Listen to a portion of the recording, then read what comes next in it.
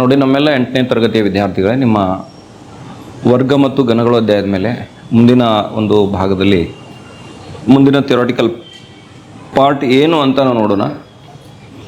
ಭಿನ್ನ ರಾಶಿ ಮತ್ತು ದಶಮಾಂಶಗಳ ವರ್ಗ, ಇದನ್ನು ಯಾವ ರೀತಿ ಮಾಡಬೇಕು ಅನ್ನೋದನ್ನು ಸ್ವಲ್ಪ ತಿಳ್ಕೊಳ್ಳೋಣ. ನಿಮ್ಗೆ ಭಿನ್ನ ರಾಶಿ, ಇಲ್ಲಿ ನಿಮ್ಗೆ ಅಂಶ ಮತ್ತು ಛೇದ ಇರ್ತದೆ. A/B ಅಂತಕ್ಕಂಥದ್ದು ಒಂದು ಭಿನ್ನ ರಾಶಿಯ ರೂಪದಲ್ಲಿ ಒಂದು ಸಂಖ್ಯೆ ಇದೆ ಅಂತ ತಿಳ್ಕೊಡ್ರಿ. ಇದ್ರ ವರ್ಗ ಮಾಡಬೇಕಾಗಿತ್ತು ಅಂತಂದ್ರೆ ಇಲ್ಲಿ ಎಕ್ಕೆ ಏನಂತ ಕರಿತೀರಿ ನೀವು, ಅಂಶ ಅಂತ ಕರಿತೀರಿ, ಬಿಗೆ ಏನಂತ ಕರಿತೀರಿ, ಛೇದ ಅಂತ ಕರಿತೀರಿ. ಪ್ರತ್ಯೇಕವಾಗಿ ಅಂಶಕ್ಕೆ ಮತ್ತು ಛೇದಕ್ಕನ್ನು ವರ್ಗ ಮಾಡೋದು. A²/B², ಈ ರೀತಿ ತೊಗೋಬೇಕು. ಒಂದು ಸಣ್ಣ ಉದಾಹರಣೆ ಹೇಳಬೇಕು ಅಂತಂದ್ರೆ ಇಲ್ಲಿ ಉದಾಹರಣೆ ನೋಡ್ರಿ, 2/3 ತೊಗೋತೀನಿ ನಾನು. ಇದೊಂದು ಭಿನ್ನ ರಾಶಿ, ಹೌದಾ? ಈ ಭಿನ್ನ ರಾಶಿಯ ವರ್ಗವನ್ನು ಮಾಡಬೇಕಾಗೈತೆ ನಮಗೆ. 2/3 ವರ್ಗವನ್ನು ಮಾಡೋಣ. ಘಾತ 2 ತೊಗೋತೀನಿ. 2/2 ಬಾಗ್ಲೆ 3/2. ಅಂಶ ಮತ್ತು ಛೇದ ಎರಡಕ್ಕೂ ಪ್ರತ್ಯೇಕವಾಗಿ ವರ್ಗ ಮಾಡಬೇಕು. ಇಷ್ಟ ಐತಿ, ಏನು ಭಾಳ ಕಷ್ಟ ಇಲ್ಲ. 2ರ ವರ್ಗ ಎಷ್ಟು ಯಾರು ಹೇಳ್ತಾರ? ವರ್ಗ ಸಂಖ್ಯೆಗಳನ್ನೆಲ್ಲರೂ ಕಲ್ತಿದ್ದಿರಲ್ಲ, ವರ್ಗ ಸಂಖ್ಯೆಗಳನ್ನೆಲ್ಲರೂ ಗೊತ್ತಲ್ಲ? ಸರಿ, ಎಷ್ಟು ಹೇಳಿದ್ರಿ? 4. 3ರ ವರ್ಗ ಎಷ್ಟು ಹೇಳ್ತೀರಿ? ಅಂದರೆ ಇದು ಉತ್ತರ ಎಷ್ಟಾಯ್ತು? 4, 9 ಅಂಶ ಆಯಿತು.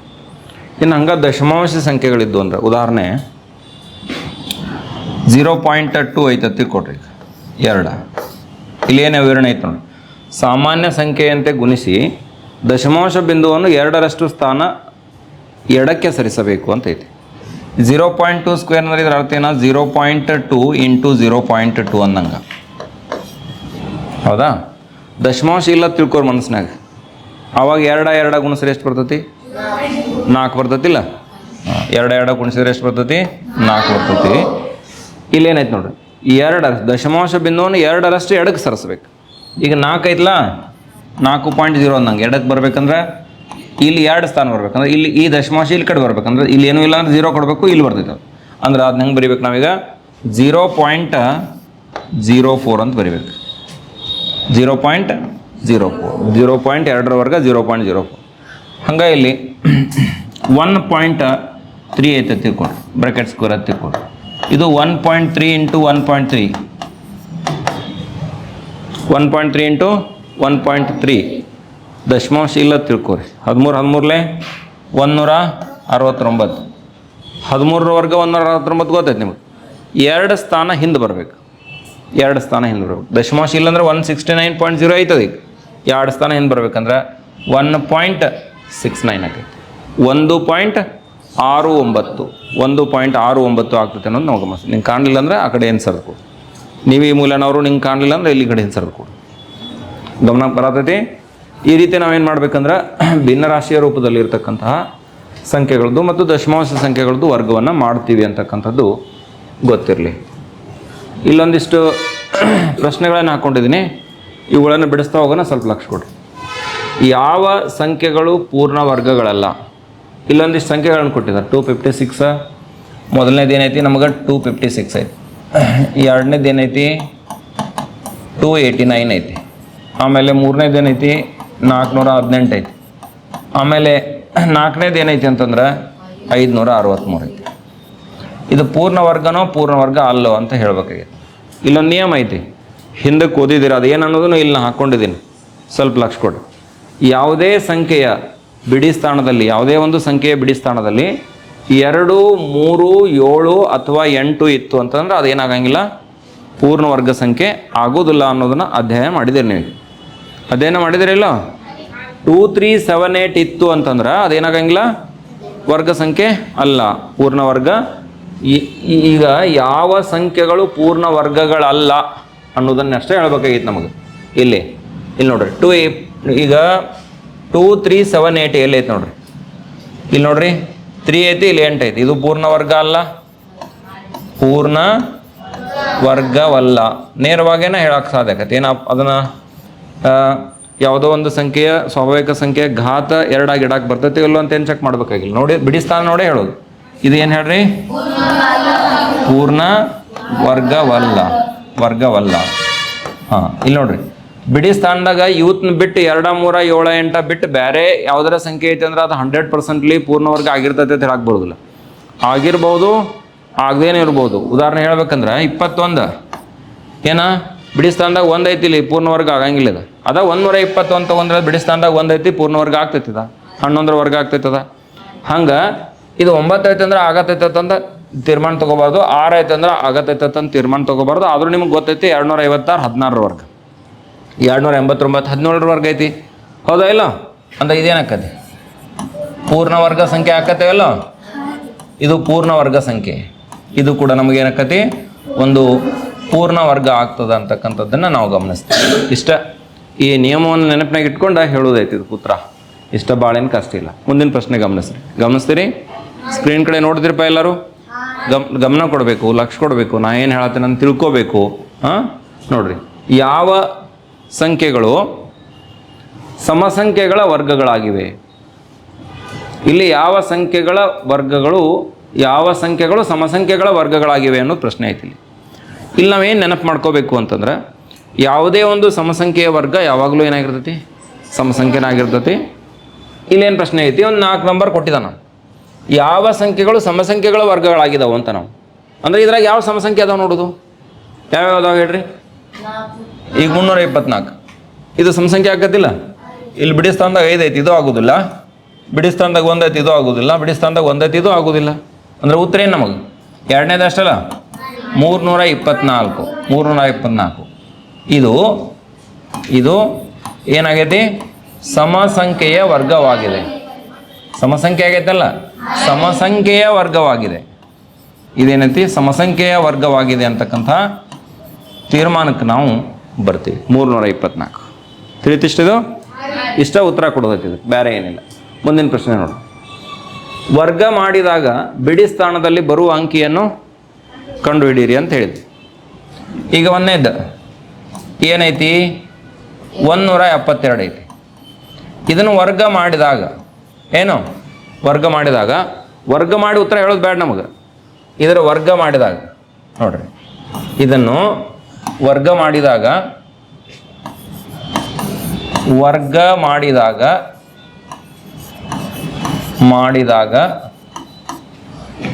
ಬಿಡಿ ಸ್ಥಾನದ ಅಂಕಿ ಯಾವುದು ಅನ್ನೋದು ಹೇಳೋದೈತಿ. ನೋಡಿ, 172 ಗುಂಡ್ಲೆ 172 ಮಾಡ್ತೀರಿ. ಬಿಡಿ ಸ್ಥಾನದಾಗ 2 ಗುಂಡ್ಲೆ 2 ಗುಣಾಕಾರ ಎಷ್ಟು ಬರ್ತೈತಿ? 4 ಬರ್ತೈತಿಲ್ಲ? ಬಿಡಿ ಸ್ಥಾನದಾಗಿನ ಅಂಕಿ ಎಷ್ಟು? 4. ಹಂಗೆ 399 ಐತಿ. ಎರಡನೇದು 399 ಐತಿ. ಇದನ್ನು ವರ್ಗ ಮಾಡಿದಾಗ ಬಿಡಿ ಸ್ಥಾನದ ಅಂಕಿ 9 ಗುಂಡ್ಲೆ 9. ಬಿಡಿ ಸ್ಥಾನದಾಗ ಎಷ್ಟು ಬಂತು? 81. ಬಿಡಿ ಸ್ಥಾನದಾಗ ಎಷ್ಟು ಬರೀಬೇಕು? 1 ಬರೀಬೇಕು. ಅಂದರೆ ಬಿಡಿ ಸ್ಥಾನದಲ್ಲಿ ಬರ್ತಕ್ಕಂಥ ಸಂಖ್ಯೆ ಎಷ್ಟು? 1 ಅಂತಕ್ಕಂಥದ್ದನ್ನು ನಾವೆಲ್ಲ ಗಮನಿಸ್ತೀವಿ. ತಿಳಿತಾನ ಹೇಳಿದ್ದಿಷ್ಟು? ಭಾಳ ಸರಳ ಐತಿ, ಅದ್ರಾಗೇನು ಕಷ್ಟ ಇಲ್ಲ, ಸರಳ ಐತಿ. ಮುಂದಿನ ಒಂದು ಪ್ರಶ್ನೆಗೆ ಹೋಗೋಣ ನೋಡ್ರಿ. ವರ್ಗವನ್ನು ಕಂಡುಹಿಡಿಯಿರಿ ಅಂತ ಹೇಳಿದ್ದಾರೆ. ಇಲ್ಲೊಂದಿಷ್ಟು 4 ಸಣ್ಣ ಸಣ್ಣ ಸಂಖ್ಯೆಗಳದಾವೆ. ಕೆಲವೊಂದು ಭಿನ್ನ ರಾಶಿ ಅದಾವು, ಕೆಲವೊಂದು ಸ್ವಾಭಾವಿಕ ಸಂಖ್ಯೆ ಅದಾವು, ದಶಮಾಂಶ ಸಂಖ್ಯೆ ಅದಾವು. ಇವತ್ತನ್ನ ವರ್ಗ ಮಾಡೋದೆ 9 16 ಅಂಶ ಐತಿ. ಮೊದಲನೇದು 9 16 ಅಂಶ. ಇದು ಭಿನ್ನ ರಾಶಿಯ ರೂಪದಲ್ಲಿ ಇರ್ತಕ್ಕಂಥ ಒಂದು ಸಂಖ್ಯೆ ಐತಿ. ಇದನ್ನ ಏನು ಮಾಡ್ಬೇಕಾಗೈತ್ರಿಪ್ಪ? ವರ್ಗ ಮಾಡ್ಬೇಕಾಗೈತಿ. ಅಂದ್ರೆ ಘಾತ ಸೂಚಿ ಎಷ್ಟು ಬರ್ಕೋತೀನಿ? 2 ಬರ್ಕೋತೀನಿ. ಆಗಳೇನ ಹೇಳಿದ್ದೀನಿ ನೋಡಿ ಆರಂಭಕ್ಕೆ, ಈ ವಿಡಿಯೋದ ಆರಂಭಕ್ಕೆ, ಅಂಶ ಮತ್ತು ಛೇದ ಎರಡಕ್ಕೂ ಏನು ಮಾಡಬೇಕು? ವರ್ಗ ಮಾಡಬೇಕು. 9ರ ವರ್ಗ ಯಾರಿಗಾರ ನೆನಪೈತಿ? ಎಷ್ಟು ಐತ್ರಿಪ್ಪ? 81. 9ರ ವರ್ಗ ಎಷ್ಟು? 80. 16ರ ವರ್ಗ ಎಷ್ಟು? 50. ಇಲ್ಲಿ ಏನಾಯ್ತು? 9 16 ವರ್ಗ ಮಾಡ್ತಕ್ಕಂಥ ಕೆಲಸ ಪೂರ್ಣ ಆತ. ತಮ್ಮ ಆ ಕಿಡಿಕಿಯಾಗ ಉತ್ತರ ಇಲ್ಲ, ಇಲ್ಲೈತಿ. ಸ್ವಲ್ಪ ಲಕ್ಷ ಕೊಡು, ತಾಳ್ಮೆ ಬೇಕಂತ ತಿಳ್ಕೊಬೇಕಂತೇಳಿ ಏನೇನರ ಮಾಡ್ಕೋತ ಕೂಡೋದಲ್ಲ ಕ್ಲಾಸ್ ಅಂದ್ರೆ. ನಿಮ್ಮ ಒಂದು ಜವಾಬ್ದಾರಿನೂ ಐತಿ, ನಿಮ್ಮ ವ್ಯವಧಾನ ಬೇಕು, ಇದನ್ನು ತಿಳ್ಕೊಬೇಕು. ನಾ 8th ಸ್ಟ್ಯಾಂಡರ್ಡ್ ಅದೀನಿ, ನಮ್ಮ ಟೀಚರ್ಸ್ ನಮ್ಮ ಸಲುವಾಗಿ ಹೇಳತ್ತಾರ ಅನ್ನೋ ತಿಳುವಳಿಕೆಯನ್ನು ಎಲ್ಲರೂ ಮೂಡಿಸ್ಕೊರಿ ಮನಸ್ಸಿನಾಗ. ಹಾಂ, ಎರಡನೇದು ಏನೈತ್ರಪ್ಪ? ಎರಡನೇದು 1.2 ಐತಿ. ಇದನ್ನೇನು ಮಾಡ್ಬೇಕಾಗೈತಿ? ವರ್ಗ ಮಾಡ್ಬೇಕಾಗೈತಿ. 1.2 ಬ್ರಾಕೆಟ್ ಸ್ಕ್ವೇರ್ ಅಂದ್ರೆ 1.2 × 1.2 ಅನ್ನಂಗೆ. ದಶಮಾಂಶ ಬಿಟ್ಟು ಗುಣಾಕಾರ ಮಾಡ್ರೆ 12 12 ಎಷ್ಟಾಯ್ತು? 144. 2 ಸ್ಥಾನ ಹಿಂದೆ ಬರ್ಬೇಕು. ಇದು 1 ದಶಮಾಂಶ ಸ್ಥಾನ, ಇದು 2, ಟೋಟಲ್ 2 ಅಂದರೆ 1.44. ಅದ್ರ ಉತ್ತರ ಎಷ್ಟಾಕತಿ? 1.44 ಆಗ್ತದೆ. ಮೂರನೇದ 5 11 ಅಂಶ ಐತಿ. ಇದೇಗಾರ ಮಾಡಿದ್ದೀವಿ ಇಂಥದನ್ನು. ಇದು ಕೂಡ ಭಿನ್ನ ರಾಶಿಯ ರೂಪದಲ್ಲಿ ಇರ್ತಕ್ಕಂಥ ಒಂದು ಸಂಖ್ಯೆ ಇದೆ. ಇದ್ರ ವರ್ಗ ಮಾಡೋದೈತಿ. ನೀವು ಇಲ್ಲಿ ನೋಡ್ಬೇಕು, ಬೇರೆ ಕಡೆ ಎಲ್ಲೂ ನೋಡಬಾರ್ದು. 5 11 ಅಂಶದ ವರ್ಗ ಮಾಡೋದೈತಿ. 5 11 ಅಂಶ ಗುಂಡ್ಲೆ ಎಷ್ಟು? 5 11 ಅಂಶ. 5 11 ಅಂಶ ಗುಂಡ್ಲೆ 5 11 ಅಂಶ. 5 5ಲೇ ಎಷ್ಟು? 25. 11 11ಲೇ ಎಷ್ಟು? 121. ಚೀರ್ಬೇಡ್ರಿ, ಸಮಾಧಾನಲೇ ಹೇಳ್ರಿ. 5 5ಲೇ 25. ಹಿಂಗೂ ಮಾಡ್ಬೋದಾ? ಇಲ್ಲಾಂದ್ರೆ ಇನ್ನೊಂದು 5ರ ವರ್ಗ ಬಾಗ್ಲೆ 11ರ ವರ್ಗ ಹಿಂಗೂ ಇಡ್ಬೋದು. ಅಥವಾ ಈ ಸ್ಟೆಪ್ಪನ್ನು ಹಿಂಗೆ ಬರಿಬೋದು. ಅಥವಾ ಇಲ್ಲಿ ನೋಡ್ರಿ, ಇಲ್ಲೇ 5ರ ವರ್ಗ ಅಂಶ ಮತ್ತು ಛೇದ ಎರಡು ಸಪ್ರೇಟ್ ವರ್ಗ ಮಾಡ್ಕೊಳ್ಳೋದು. 25 ಬಾಗ್ಲೆ 121 ಹಿಂಗೂ ಬರಿಬೋದು. ಇನ್ನು ಕೊನೆಯದಾಗಿ 4ನೇ ಲೆಕ್ಕ ಏನೈತೆ ನೋಡ್ರಿ, 0.15 ಬ್ರಾಕೆಟ್ ಸ್ಕ್ವೇರ್ ಐತಿ. 0.15 ಬ್ರಾಕೆಟ್ ಸ್ಕ್ವೇರ್ ಐತಿ. 0.15 ಇಂಟು 0.15. ಇಲ್ಲೇ ದಶಮಾಂಶದೊಳಗೆ ಸ್ಥಾನಗಳನ್ನು ನೋಡ್ರಿ, 15 15ಲೇ 225. 225 ಆದ್ರೆ ಬರೀ ಅಡ್ಡ ಸ್ಥಾನ ತರಿಸಿರಿ ಅಂದ್ರೆ ತಪ್ತೈತಿ. ಇಲ್ಲಿ ಟೋಟಲ್ ಸ್ಥಾನಗಳು ನೋಡ್ರಿ, 1 2 1 2. ದಶಮಾಂಶ ಸ್ಥಾನದಾಗ ಎಟ್ಟದ ನೋಡ್ರಿ, 2 ಸ್ಥಾನ ಅದಾವೆ. ಅವು ಟೋಟಲ್ ಸ್ಥಾನಗಳು ಎಟ್ಟದು 4 ಅದು. ಅಂದರೆ ಉತ್ತರದೊಳಗೆ 4 ದಶಮಾಂಶ ಸ್ಥಾನಗಳು ಬರಬೇಕು. 1 2 3, 4ನೇದಕ್ಕೆ 0 ಕೊಡ್ರಿ, ಆಮೇಲೆ ದಶಮಾಂಶ ಕೊಡ್ರಿ. 0.0225. ಇಲ್ಲಿ 4 ಸ್ಥಾನಗಳ ನಂತರ ನಾನು ದಶಮಾಂಶವನ್ನು ಕೊಟ್ಟೆ. ಯಾಕೆ ಕೊಟ್ಟೆ ಅಂತ ಗೊತ್ತಾಯಿತು? ಯಾಕೆ ಕೊಟ್ಟೆ ಅಂತ ತಿಳ್ಕೊಂಡ್ರು ಎಲ್ಲರೂ? ಇಲ್ಲಿ ನೋಡ್ರಿ, ಇಲ್ಲಿ 2 ಇಲ್ಲಿ 2 ಇದನ್ನು ಕೌಂಟ್ ಮಾಡೋದು. ಟೋಟಲ್ 4 ಅದು. ನಮ್ಮ ಉತ್ತರದೊಳಗೆ ದಶಮಾಂಶ ಸ್ಥಾನದೊಳಗೆ 4 ಸ್ಥಾನಗಳನ್ನು ನಾವು ಇಲ್ಲಿ ಇಡಬೇಕಾಗ್ತದೆ. ತಿಳಿತು? ಸರಿ, ಇನ್ನೇನು ಮಾಡೋಣ ಅಂದ್ರೆ ಮುಂದಿನ ಪ್ರಶ್ನೆಗೆ ಹೋಗೋಣ. ಪೂರ್ಣ ವರ್ಗಗಳು ಮತ್ತು ಬೆಸ ಸಂಖ್ಯೆಗಳು ಅಂತಕ್ಕಂಥ ಟೈಟಲ್. ಪೂರ್ಣ ವರ್ಗಗಳನ್ನ ನಿಮ್ಗೆ ಗೊತ್ತು. 1 4, ಅದರ ನಂತರ ಬರೋದು ಯಾವುದು? 9 16 25 36. ಸಾಕು. ಇವೆಲ್ಲ ಪೂರ್ಣ ವರ್ಗಗಳು. ಬೆಸ ಸಂಖ್ಯೆಗಳಂದರೆ ಯಾವುವು? 1 3 5 7 9. ಸರಿ ಇಲ್ಲ, ಗೊತ್ತೈತೆ ನಂಗೆ. ತಿಳ್ಕೊತಾರಂತ ವಿಷಯ ಏನು ಹೇಳ್ತೀನಿ ಅಂತ ಅಲ್ಲ, ಹಿಂದಿದ್ದವ್ರದ್ದು ಇಬ್ಬರದ್ದು ಲಕ್ಷ ಇಲ್ಲ ನೋಡ. ಇಲ್ಲೊಬ್ಬ ಅದ ನೋಡು, ಒಟ್ಟ ಲಕ್ಷ ಇಲ್ಲ. ಯಾಕಪ್ಪ ಬರಲಿ ಬಡಿಗೆ ತೊಗೊಂಡು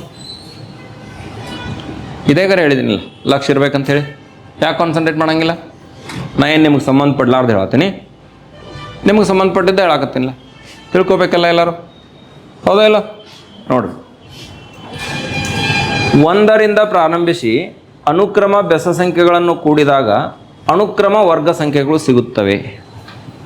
1ರಿಂದ ಪ್ರಾರಂಭಿಸಿ. 1 ಇದು ಪೂರ್ಣ ವರ್ಗ ಸಂಖ್ಯೆನೇ. ಇದು 1 = 1 ಬರೀತೀನಿ ನಾನು. ಇರಲಿ, ಹಂಗೆ ಇರಲಿ. 1 ಆಗನ ಬರೋ ಬೆಸ ಸಂಖ್ಯೆ ಯಾವುದಾ? 3 ಬರ್ತೈತಿ. ಕೂಡಿಸ್ತೀನಿ, 4 ಬಂತು ನೋಡ್ರಿ. 1ರ ವರ್ಗ ಬರೆಯಕ್ಕೆ ಬರ್ತೈತಿ. 4 ಏನು ಬರೆಯಕ್ಕೆ ಬರ್ತೈತಿ ನೋಡ್ರಿ, 2ರ ವರ್ಗ ಬರೆಯಕ್ಕೆ ಬರ್ತೈತಿಲ್ಲ. ಇನ್ನೂ ಒಂದು ಬೆಸ ಸಂಖ್ಯೆ ಹೆಚ್ಚು ಮಾಡೋಣ. 1 3 5 8 ಎಲ್ಲ ಕೂಡಿಸಿದ್ರೆ ಏತಮ್ಮ ಇಲ್ಲಿ ನೋಡ್ಬೇಕು, ಬೇರೆ ಕಡೆ ಎಲ್ಲಿ ನೋಡಂಗೆ ಇಲ್ಲೇ ನೋಡ್ಬೇಕು. 9 ಆಯಿತು. 9 ಎಷ್ಟರ ವರ್ಗ? 3ರ ವರ್ಗ. ಇನ್ನೂ ಒಂದು ಹೆಚ್ಚು ಮಾಡ್ತೀನಿ ನೋಡ್ರಿ. 1 3 5 ಸ್ವಲ್ಪ ಇಂಟ್ರೆಸ್ಟಿಂಗ್ ಐತೆ ನೋಡ್ರಿ. 7 ಟೋಟಲ್ ಎಷ್ಟು ಆಕತಿ ಹೇಳ್ರು? ಏನಿಶ್ರಿ ಎಲ್ಲರೂ? 16 ಆಕೈತೆ. 16 8ರ ವರ್ಗಪ್ಪ? 4ರ ವರ್ಗ ಆಕತ್ತೆ ಇಲ್ಲ? 16 4ರ ವರ್ಗ. ಸರಿ, 1 3 5 7 ಇದಾಗನೇನು 9. ಟೋಟಲ್ ಎಲ್ಲ ಕೂಡ್ರೆ ಎಷ್ಟಾಯ್ತು? 25. 25 ಎಷ್ಟರ ವರ್ಗ ಆಕೈತದ? 5ರ ವರ್ಗ. ಜೋರು ಚೀರ್ಬೇಡ್ರಿ, ಸಮಾಧಾನ ಹೇಳಿ. ನೋಡ್ರಿ, ಇಲ್ಲೇ 1 ಐತಿ, 1 ತಲೆಗಿರಲಿ. 2 ಬೆಸ ಸಂಖ್ಯೆ ಅದಾವೆ, 2ರ ವರ್ಗ ಬಂದೈತಿಲ್ರ? ನೋಡ್ರಿ, ಒಂದಿಟ ನೋಡ್ರಿ ಎಲ್ಲರೂ ನೋಡ್ರಿ, ವಿಡಿಯೋ ನೋಡಕತ್ತವ್ರು ನೋಡ್ರಿ. 3 ಬೆಸ ಸಂಖ್ಯೆ ಕೂಡಿಸ್ತೀರಿ, 3ರ ವರ್ಗ ಬರ್ತೈತಿ. 4 ಬೆಸ ಸಂಖ್ಯೆ ಕೂಡಿಸ್ತೀವಿ ನೋಡ್ರಿ. 1 2 3 4 ಬೆಸ ಸಂಖ್ಯೆ ಕೂಡಿಸ್ತೀವಿ, ಎಷ್ಟು ಬಂದೈತಿ? 4ರ ವರ್ಗ ಬಂದೈತಿ. 5 ಬೆಸ ಸಂಖ್ಯೆ ಕೂಡಿಸೈತಿ, ಎಷ್ಟರ ವರ್ಗ ಬಂದೈತಿ? ಹಂಗಂದ್ರೆ 6 ಬೆಸ ಸಂಖ್ಯೆಗಳ ಮೊತ್ತ ಎಷ್ಟಾಗಿರ್ಬೇಕು? 10 ಬೆಸ ಸಂಖ್ಯೆಗಳ ಮೊತ್ತ ಎಷ್ಟಾಗಬೇಕು? ಅನುಕ್ರಮವಾಗಿ 20 ಬೆಸ ಸಂಖ್ಯೆಗಳ ಮೊತ್ತ ತಗೊಂಡ್ರೆ ಅಂದ್ರೆ 20ರ ವರ್ಗ 400ಕ್ಕೆ ಟ್ಯಾಲಿ ಆಗ್ಬೇಕು. ಹೌದಾ ಇಲ್ಲ? ಅಂದ್ರೆ ನಾವು ಯಾವ ತೀರ್ಮಾನಕ್ಕೆ ಬರ್ತೀವಿ ಅಂತಂದ್ರೆ ಮೊದಲ n ಬೆಸ ಸಂಖ್ಯೆಗಳ ಮೊತ್ತ ಈಕ್ವಲ್ ಟು ಏನು? n square.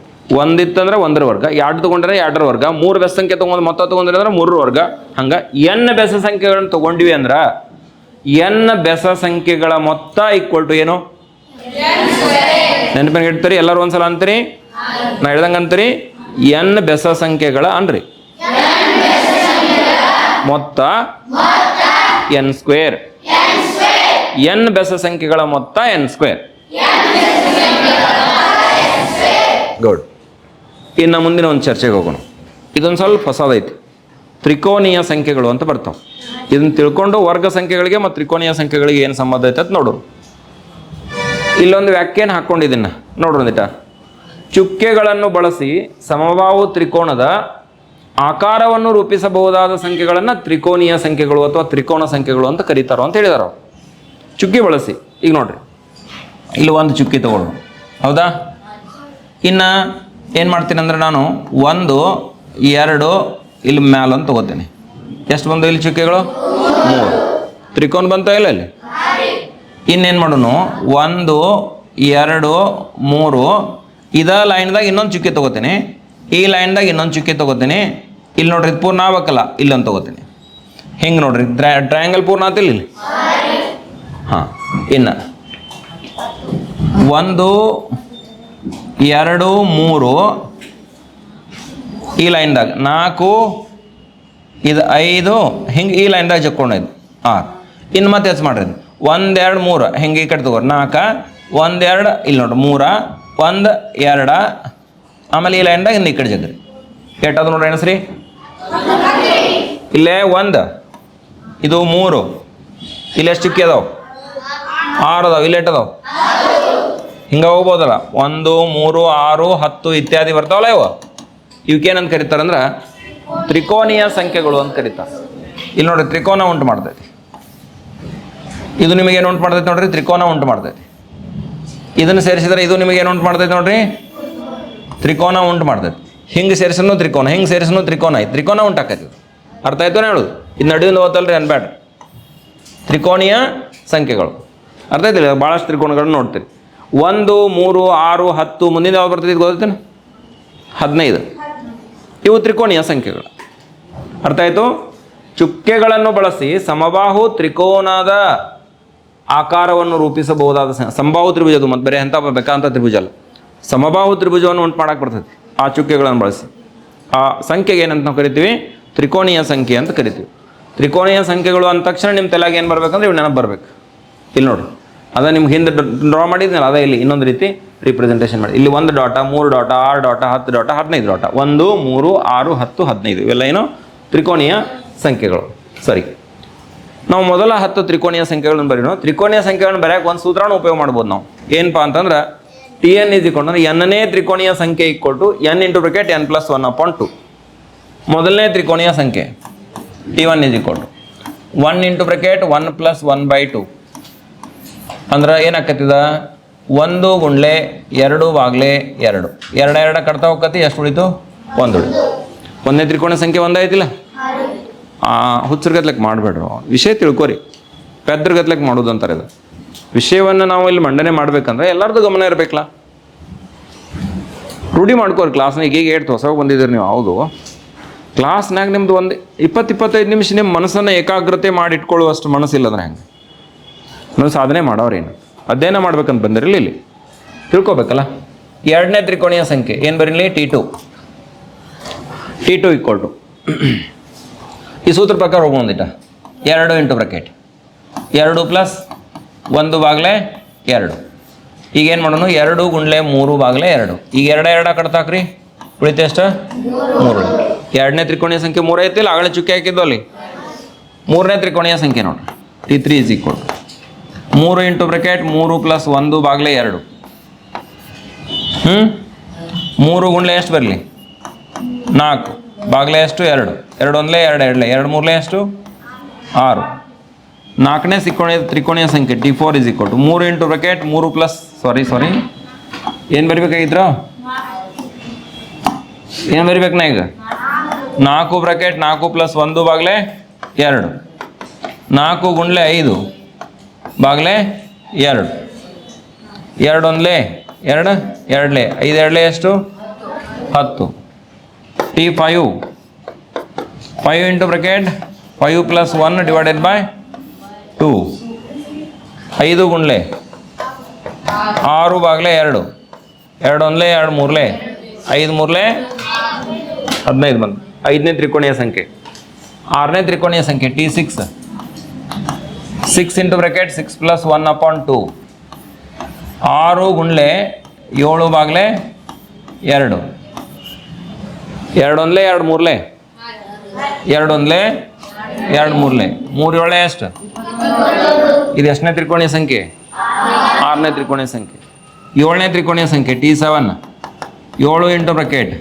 7 + 1 ಬಾಗ್ಲೆ 2 7 ಗುಂಡ್ಲೆ 8 2 ಅಂಶ 2 ಒಂದ್ಲೆ 2 ನಾಲ್ಕಲೆ 7 ನಾಲ್ಕಲೆ ಎಷ್ಟು 28 7ನೇ ತ್ರಿಕೋಣೀಯ ಸಂಖ್ಯೆ ಎಷ್ಟಾಯ್ತು 28 ಆಕ 8ನೇದು ಏನಾಕೈತೆ ನೋಡಿ T8 = 8 into bracket 8 + 1 divided by 2 8 ಗುಂಡ್ಲೆ 9 ಬಾಗ್ಲೆ ಎಷ್ಟು 2 2 ಒಂದ್ಲೆ 2 ನಾಲ್ಕಲೆ 4 9ಲೆ 36 36 ಕೂಡ ಏನಾಕತಿ ತ್ರಿಕೋಣೀಯ ಸಂಖ್ಯೆ ಆಕೈತಿ 9ನೇ ತ್ರಿಕೋಣೀಯ ಸಂಖ್ಯೆ T9 = ಮನಸ್ಸಿನಾಗ ಮಾಡಿ ನೋಡಿ 9 ಇಂಟು ಬ್ರಾಕೆಟ್ 9 + 1 ಅಂದ್ರೆ 10 10ಕ್ಕೆ 2ಲೆ ಭಾಗಿಸಿದ್ರೆ 2 ಒಂದ್ಲೆ 2 5ಲೆ 5 9ಲೆ ಎಷ್ಟು ಆಕತಿ 45 ಆಕತಿ ಇದು 9ನೇ ತ್ರಿಕೋಣೀಯ ಸಂಖ್ಯೆ ಲೆಕ್ಕ ನೀವು ಮಾಡಿನ ಜಾಗ ಇಲ್ಲ ಅಂತ ಡೈರೆಕ್ಟ್ ಬರೆಯತ್ತೆ 10ನೇ ತ್ರಿಕೋಣೀಯ ಸಂಖ್ಯೆ 10 ಇಂಟು ಬ್ರಾಕೆಟ್ 10 + 1 ಅಂದ್ರೆ 11 10 2ಲೆ ಭಾಗಕ್ಕತಿ 2 ಒಂದ್ಲೆ 2 5ಲೆ 5 11ಲೆ ಎಷ್ಟು 55 55 ಹೆಂಗೆ ತಿಳಿತಾ ಇಲ್ಲ 10 ಇಂಟು ಬ್ರಾಕೆಟ್ 10 + 1 ಬಾಗ್ಲೆ 2 ಅಂದ್ರೆ 10 ಗುಂಡ್ಲೆ 11 ಬಾಗ್ಲೆ 2 10 ಅರ್ಧ 5 5 11ಲೆ 55 55 ಬರ್ತದೆ ಇಷ್ಟೆಲ್ಲ ನೆನ್ಪಿಟ್ಕೋಬೇಕು ನಾವು ಮೊದಲ 10 ತ್ರಿಕೋಣೀಯ ಸಂಖ್ಯೆಗಳು ಯಾವುವು ಅಂದ ತಕ್ಷಣ ನಿಮ್ಗೆ ಏನು ನೆನಪು ಬರಬೇಕು ಇವೆಲ್ಲ ನೆನಪು ಬರಬೇಕು ನೋಡಿ ಯಾವಾಗ ಹೇಳ್ರಿ 1 3 6 10 15 ಅದರ ನಂತರ 21 28 36 45 55 ಇವೇನಪ್ಪ ಅಂತಂದ್ರೆ ಮೊದಲ 10 ತ್ರಿಕೋನೀಯ ಸಂಖ್ಯೆಗಳು ಗೊತ್ತಾಯ್ತು ಇದನ್ನ ಯಾರು ಬರೆಯತ್ತಿರಲ್ಲ ಅವ್ರು ಬರ್ಕೋರಿ ಅರ್ಥ ಆಯ್ತಾ ನಾ ಹೇಳಿದ್ ನಿಮ್ಗೆ ತ್ರಿಕೋನೀಯ ಸಂಖ್ಯೆಗಳಂದ್ರೆ ಏನರ ಒಂದು ಈಟರ ತಲೆಗೆ ಹೋತಾನ ಹಿಂಗೆ ಈ ಸೂತ್ರ ಉಪಯೋಗ ಮಾಡಿ ನಾವು ಎಷ್ಟನೇದು ಬೇಕಾದ 200ನೇ ತ್ರಿಕೋನೀಯ ಸಂಖ್ಯೆನೂ ಕೂಡ ಕಂಡುಹಿಡಿಬೋದು ಬೇಕಾದ ತ್ರಿಕೋನೀಯ ಸಂಖ್ಯೆಯನ್ನು ನಾವು ಕಂಡುಹಿಡಿಬೋದು ಅಂತಕ್ಕಂಥದ್ದನ್ನು ನೋಡ್ತೀವಿ ಇಲ್ಲಿ ತ್ರಿಕೋನೀಯ ಸಂಖ್ಯೆಗಳಿಗೆ ಮತ್ತು ಪೂರ್ಣ ವರ್ಗಗಳಿಗೆ ಒಂದು ಸಂಬಂಧ ಐತಿ ಆ ಸಂಬಂಧ ಏನು ಅನ್ನೋದನ್ನು ನೋಡೋಣ ಸ್ವಲ್ಪ ನೋಡಿ ಇಲ್ಲೊಂದು ಹೇಳಿಕೆಯನ್ನು ಹಾಕೊಂಡಿವಿ ಯಾವುದೇ 2 ಅನುಕ್ರಮ ತ್ರಿಕೋನೀಯ ಸಂಖ್ಯೆಗಳ ಮೊತ್ತವು ಯಾವಾಗಲೂ ಒಂದು ವರ್ಗ ಸಂಖ್ಯೆಯಾಗಿರುತ್ತದೆ ಇನ್ನೊಮ್ಮೆ ಹೇಳ್ರಪ್ಪ ಅವತ್ತನ್ನ ಒಂದು ಸರಿ ಆ ತ್ರಿಕೋನೀಯ ಸಂಖ್ಯೆಗಳನ್ನು ಬರೀ ಮೊದಲು ನಾವು 1 3 ಮುಂದ 1 3 6 10 15 ನಂತರ ಏನದಾವ ನೋಡ್ರಿ 21 28 36 21 28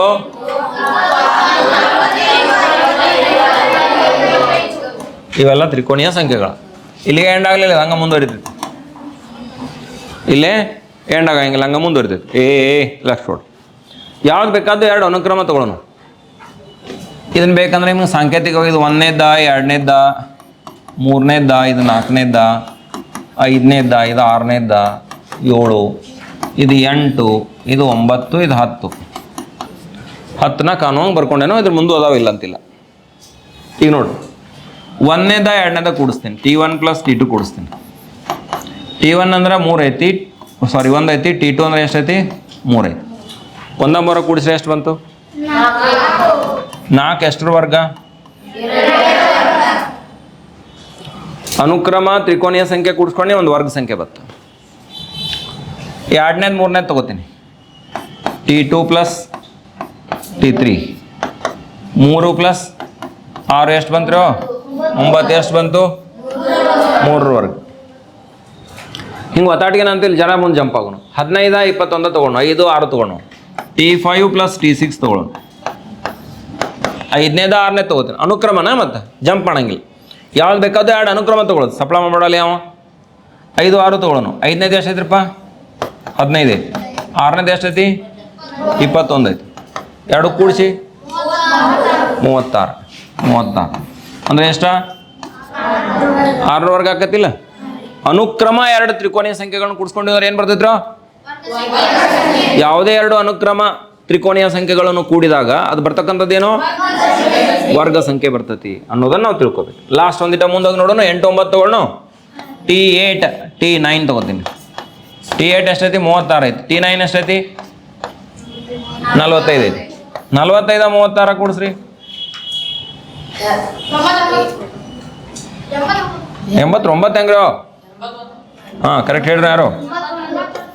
81 ಅಂದರೆ 9 ವರ್ಗ ಬರ್ತಿಲ್ಲ ಇದು. ಇಲ್ಲಿ ನೋಡ್ರಿ, ಇದನ್ನ ಎನ್ ಅಂತಂದು ತೊಗೊಂಡ ಇದ್ರ ಮುಂದಿನ ಇದು n+1 ಇರ್ತೈತಿ. ಇದನ್ನ n ತೊಗೊಂಡ್ರೆ ಇದ್ರ ಮುಂದಿನ 1 ಹೆಚ್ಚಾಗಿರ್ತೈತಿ. ಇಲ್ಲಿ 2 ಐತ್ಲಾ, ಅಲ್ಲಿ ಮುಂದೋಗಿ ನೋಡ್ರಿ 1 ಹೆಚ್ಚಾಗೈತಿ 3 ವರ್ಗ. 5 ಐತ್ಲಾ, ಅಲ್ಲಿ 6 ವರ್ಗ. ಇಲ್ಲಿ ನೋಡ್ರಿ 8 ಐತಿ 9 ವರ್ಗ. ಅಂದರೆ ಇದು n-ನೇ ತ್ರಿಕೋನೀಯ ಸಂಖ್ಯೆ ಪ್ಲಸ್ n+1ನೇ ತ್ರಿಕೋನೀಯ ಸಂಖ್ಯೆ. ಅದನ್ನ ಇಲ್ಲಿ ಮುಂದೆ ಹಾಕೊಂಡೆ ನೋಡಿ. n-ನೇ ತ್ರಿಕೋನೀಯ ಸಂಖ್ಯೆ ಪ್ಲಸ್ n+1ನೇ ತ್ರಿಕೋನೀಯ ಸಂಖ್ಯೆ ತೊಗೊಂಡ್ರಂದ್ರೆ n+1 ಬ್ರಾಕೆಟ್ ಸ್ಕ್ವೇರ್ ಟ್ಯಾಲಿ ಆಗಿರ್ತೈತಿ. ತಿಳಿತು? Tn + Tn+1 = n+1 whole square. ತಿಳಿತೋ ಇಲ್ಲ ನೋಡ್ರಿ? ಬೇಕಂದ್ರೆ ಇಂತ T2 + T3 ತೊಗೊಂಡು ನಾವು ಹೇಳ್ತೇನೆ ನೋಡ್ರಿ. T2 + T3 = T2 ಏಟ್ ಐತಿ 3 6 3 + 6 = ಎಷ್ಟಾಯ್ತು 9 ಆಯ್ತು. ಇಲ್ಲಿ ನೋಡ್ರಿ 2 ಇದು n ಜಾಗದಾಗೈತೆ. ತಿಳಿತು? n+1 ಅಂದ್ರೆ ಎಷ್ಟ? Tn+ ಇಲ್ಲಿ ನೋಡಿ n ಅಂದ್ರೆ 2 ಐತಿ, n+1 ಅಂದ್ರೆ ಎಷ್ಟು 2 + 1 3 ಬರ್ತೈತಿಲ್ಲ. ಇದನ್ನ 3 ವರ್ಗ ಬರೆಯಾಗ ಬರ್ತೈತಿಲ್ಲ. Tn + Tn+1 = ಏನಾಕತಿ n+1 bracket square ಅನ್ನೋದನ್ನು ನಾವು ಗಮನಿಸಬೇಕು. n-ನೇ ತ್ರಿಕೋನೀಯ ಸಂಖ್ಯೆ ಪ್ಲಸ್ n+1ನೇ ತ್ರಿಕೋನೀಯ ಸಂಖ್ಯೆ = n+1 ಹೋಲ್ ಸ್ಕ್ವೇರ್ ಆಗಿರ್ತೈತಿ. 2 ಪಕ್ಕದ ತ್ರಿಕೋನೀಯ ಸಂಖ್ಯೆಗಳ ಮೊತ್ತ = ಏನಾಕತಿ ವರ್ಗ ಸಂಖ್ಯೆ ಆಗಿರ್ತೈತಿ. ಯಾವುದೇ ವರ್ಗ ಸಂಖ್ಯೆಯು 2 ಅನುಕ್ರಮ ತ್ರಿಕೋನೀಯ ಸಂಖ್ಯೆಗಳ ಮೊತ್ತಕ್ಕೂ ಕೂಡ ಸಮ ಆಗಿರ್ಬೇಕು. ಅದರ ವಿರುದ್ಧವಾಗಿ ಯಾವುದೇ 2 ಅನುಕ್ರಮ ತ್ರಿಕೋನೀಯ ಸಂಖ್ಯೆಗಳನ್ನು ಕೂಡಿಸ್ಕೊಂಡ್ರೆ ಅಂದ್ರೆ ಏನು ಬರ್ತೈತಿ? ಗುಡ್. ಯಾವುದೇ 2 ಅನುಕ್ರಮ ತ್ರಿಕೋನೀಯ ಸಂಖ್ಯೆಗಳನ್ನು ಕೂಡಿಸಿದಾಗ ಬರೋದೇನು? ವರ್ಗ ಸಂಖ್ಯೆ.